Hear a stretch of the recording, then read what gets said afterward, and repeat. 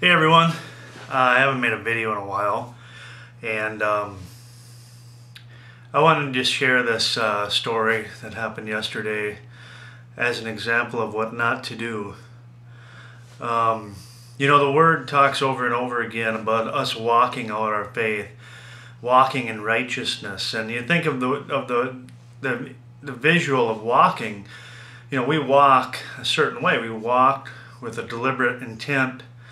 We put one foot in front of the other. It's not an accident. We walk when what comes natural. And we are called to walk in a manner worthy of the Lord. And the Word also talks about God doesn't tempt us with evil, but He does test us. And I believe I received a test yesterday and I failed miserably. So I wanted to share that quickly with you, and I also wanted to share another story of a friend of mine who responded correctly. Yesterday, I was taking most of the day off. I went into work this morning, or that yesterday morning early, got a few things done, and then I was heading home to go to the beach with my wife and son. And I had to stop at the bank on the way, and I was going down the road, and I wasn't even really giving a thought, just driving. Since I don't speed a whole lot, I usually almost never do. Not that I can't. Since I've been saved, I know that I need to observe the law of the land. I just, like before in my past life, that I didn't care about that. I got tickets all the time, and I just drove like an idiot. Well, now I try to really make an effort to stay within the speed limit, and so I'm driving, and there's a highway patrol pulled over.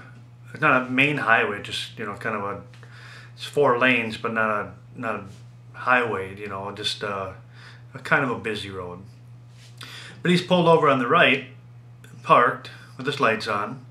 There's nobody in front of him. He's in his vehicle, and about 200 feet, 300 feet up, I had to turn right into the bank.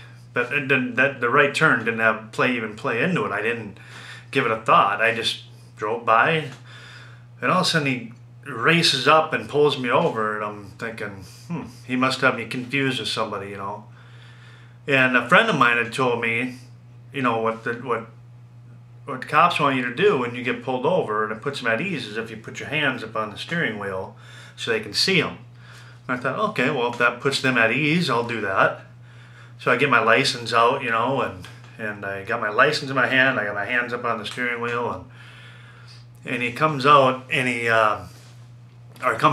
just, in a rude fashion, he's like, your license and insurance. And I go, hand him my license, and he goes, your insurance? And I go, oh.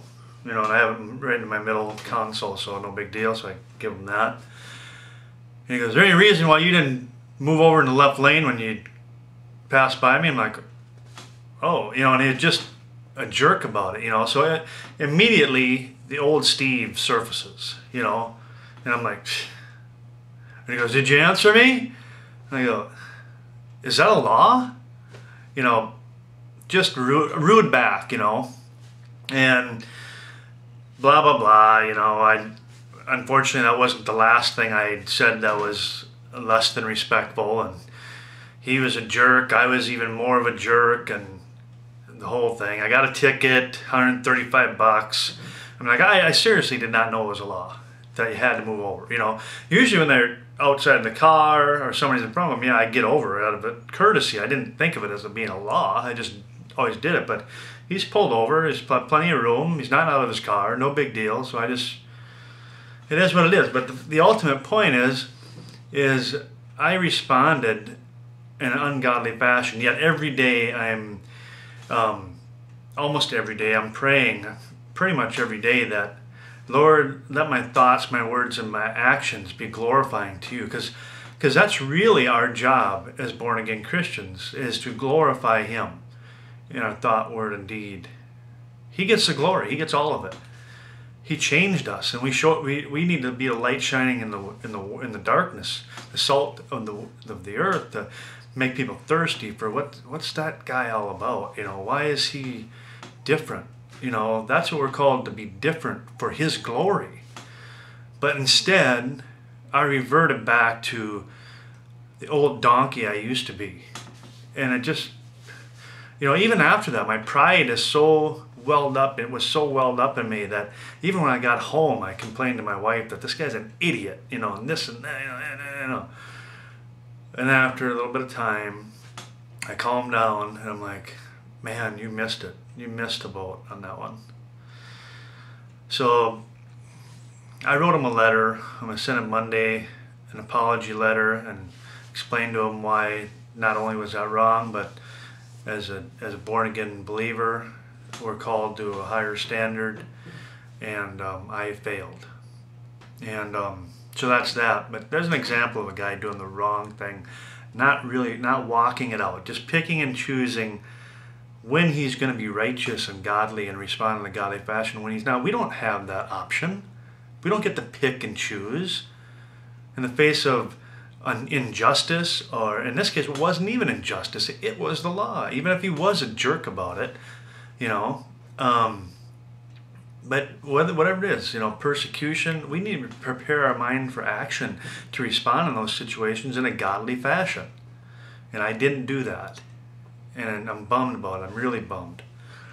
But anyway, just real quick, a friend of mine, I've gotten to know over the last couple of years, the Lord saved him. It's a long, really, really cool story, but he has like 6 different titles, and I think probably at least half of them, I should ask him, are world titles in kickboxing, Draka, I think it's Draka, that's a Russian form of fighting, like Muay Thai, kickboxing. He fought in the Ultimate Fighting Challenge, number 12, if you want to look him up. I'm not going to give his name, but he didn't do very well in that one. He's a professional boxer. First time I met him, I was kind of asking him questions because I used to be a fighter, so I'm asking him these questions, and he's giving me this information, and I'm seriously going, this guy sounds like he's making half this up. So I went, when I got home, I went online and Googled him and did some research on boxing statistics and all that. And I looked up the UFC 12 card to see if he was on. Turns out everything he said was right. And not only was it right, it was actually inaccurate in a negative light. He told me his record was this, when it was actually better than he said. So not only was he turned out to be right, but he's more humble than he even, his record was, he was being more humble about it, But I had heard his testimony they did on a radio broadcast called Shackled. They did a dramatization of his life and him getting saved. And long story short, he ended up in North Minneapolis in an urban ministry, and he set up a table with Bibles and tracts, and these gangbangers came along, and one of them just seen what he was doing. He said, he's trying to give him a tract and a Bible, and he just freaked out on him and attacked him, and he's hitting them and punching them, and he's trying to fight him off, or not, he's just kind of, not actually at this point, actually wasn't trying to fight him off. He just like, just trying to give you a word from the Lord, and he's hitting them, and then the guy ended up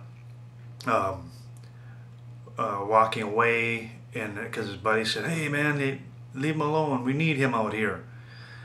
And the guy went away and decided to come back and start attacking him again, and he ended up catching him really good, right square in the mouth. And my buddy just wrapped him up in a Muay Thai clinch and didn't touch him. He was literally let him beat him up until he got hit really good, and then he just tried to, control him. But not once did he attack him. He just kept telling him as he's hitting him, I love you, you need Jesus. As these guys beating him up, he's just sharing the gospel with them. And he could have flattened the guy. He could have knocked him out. Like, it wouldn't even have been an effort. And I can't think of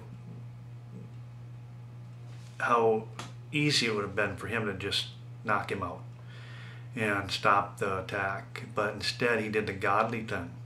He didn't return evil for evil. He turned evil for good and was sharing the gospel with them.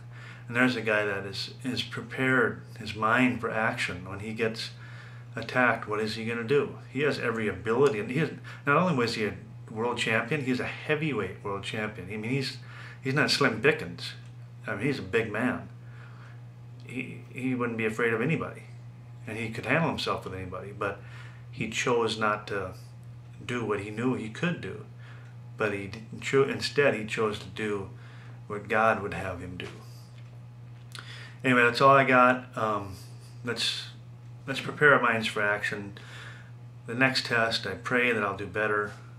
But also, when we do stumble, when we do fail a test, we have our Lord and Savior that we can look to, and if we confess our sin to Him, He is faithful and just to forgive us our sin and cleanse us from all unrighteousness.